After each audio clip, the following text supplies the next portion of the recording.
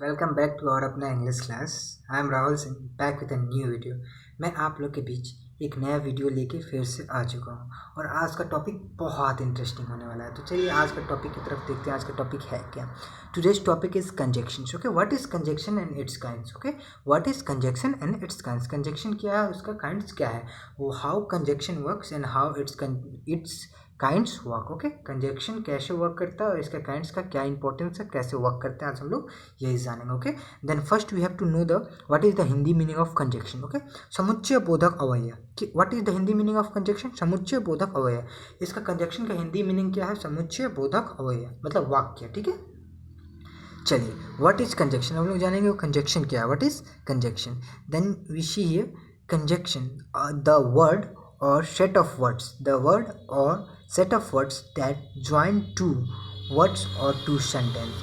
इसका कहने का मतलब है जो दो वर्ड या दो सेंटेंस को एक में जोड़े उसको हम लोग क्या कहते हैं? कंजक्शन कहते हैं। जो शब्द या शब्दों का समूह दो वर्ड या दो सेंटेंस को एक साथ जोड़ता है उसको हम लोग क्या कहते हैं? कंजक्शन कहते हैं। यहाँ पे देखिए, in simple way we can tell that conjunction is a joining words. हम लोग सिंपल वे में कह सकते हैं कंजक्शन को कि कंजक्शन क्या है। तो भाई कंजक्शन ज्वाइनिंग वर्ड है। अगर आपको कोई पूछता है व्हाट इज कंजक्शन तो आप ऐसे भी बोल सकते हैं the word or set of words that join two words or two sentence. ठीक है, या आप ऐसे भी बोल सकते हैं in simple way you can tell that conjunction is a joining words. ठीक है, दोनों में से एक आप बोल सकते हैं। तो चलिए एग्जाम्पल की ओर गौर करते हैं, समझ में आ जाएगा। Ram is handsome and intelligent. तो यहाँ पे क्या है? Ram is handsome and intelligent. तो यहाँ पे क्या है?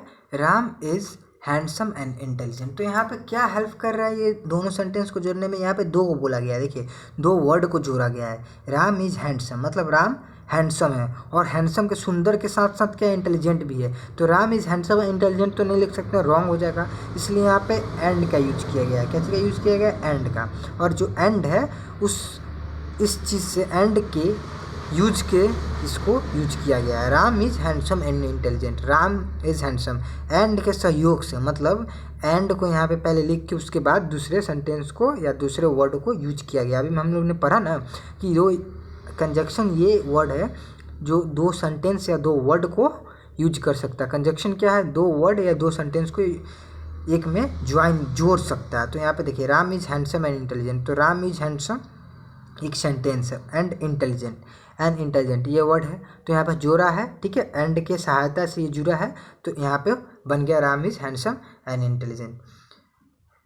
Rohan and Raju are two brothers. तो यहाँ पे देखिए क्या किया, एंड फिर से आया एंड।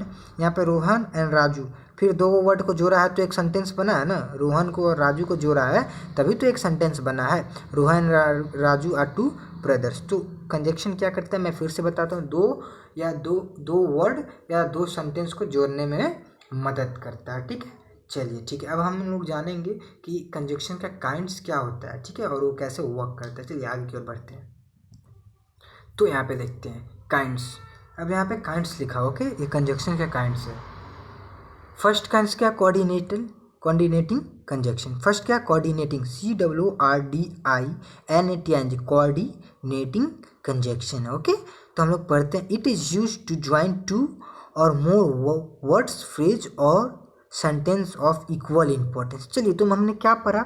ये जो कोऑर्डिनेटिंग कंजक्शन है ये क्या करता है? दो वर्ड या सेंटेंस को, फ्रेज सेंटेंस या सेंटेंस को जोड़ने में मदद करता है। इट इज़ यूज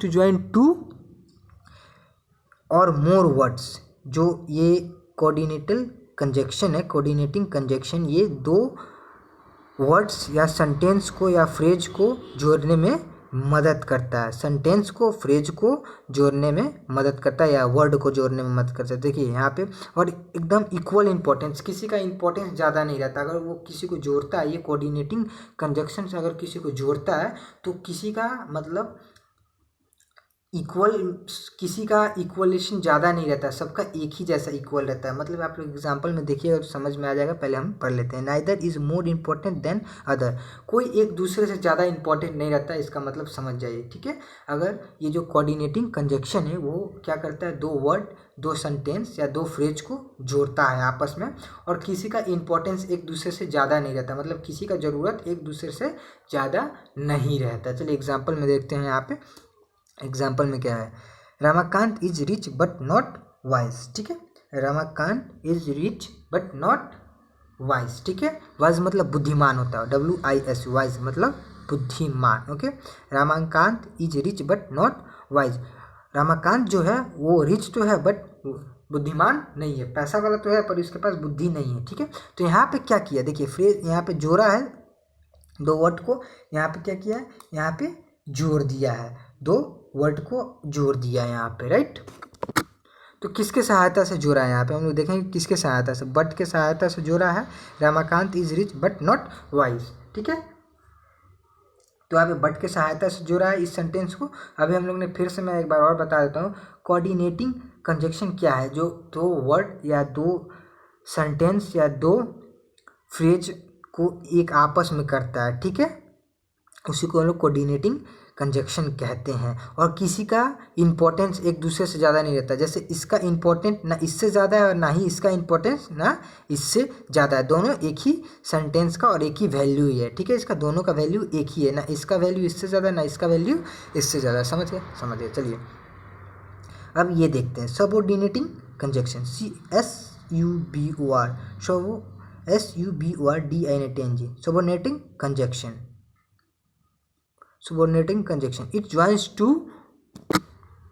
तो चलिए फिर से मैं पढ़ रहा हूँ, subordinating conjunction, SUB, subordinating ordinating TING, coordinating conjunction, subordinating conjunction क्या है, सबऑर्डिनेटिंग कंजक्शन है। It join two statement one of which is depend on the other. अब यहाँ पे देखिए सबऑर्डिनेटिंग कंजक्शंस में क्या है, ये जो जब दो वर्ड्स को सबऑर्डिनेटिंग कंजक्शन, ये जो जब दो वर्ड्स को ज्वाइन करता है एक दूसरे में, यहाँ पे इट ज्वाइंस टू स्टेटमेंट, ये जब दो स्टेटमेंट, ये स्टेटमेंट ज्वाइंस करता है, ठीक है, ये सेंटेंस में स्टेटमेंट ज्वाइन करता है, इट ज्वाइन टू स्टेटमेंट, ठीक है, ये दो ठो स्टेटमेंट ज्वाइन करता है, ठीक है। सबऑर्डिनेटिंग कंजक्शंस क्या करता है, ये स्टेटमेंट ज्वाइन करता है, जो जैसे कि हम लोग स्टेटमेंट देते हैं ना, जैसे देखते होंगे कि लिखित में हम लोग कुछ स्टेटमेंट देते हैं स्कूल में, एप्लीकेशन हम लोग जो स्टेटमेंट देते हैं स्कूल में एप्लीकेशन के लिए या कुछ भी जो स्टेटमेंट है, उसी को ये दो को ज्वाइन करता है, दो को स्टेटमेंट को ज्वाइन करता है, ठीक है, ओके। तो स्टेटमेंट, कुछ भी प्रकार का स्टेटमेंट आप लोग ने स्टेटमेंट के बारे में जाना ही होगा, ठीक है। तो इट ज्वाइंस टू स्टेटमेंट, ये क्या करता है, सबऑर्डिनेटिंग कंजक्शंस दो को स्टेटमेंट को ज्वाइन करता है, और जो एक दूसरे पे डिपेंड रहते हैं, one of which is depend on other, जो एक दूसरे पे डिपेंड रहते हैं, मतलब आधारित रहते हैं, ठीक है। चलिए एग्जाम्पल में देखते हैं, समझ में आ जाएगा। Example, mother said that she was not feeling well, यहाँ पे क्या है, mother said that she was not feeling well, ठीक है।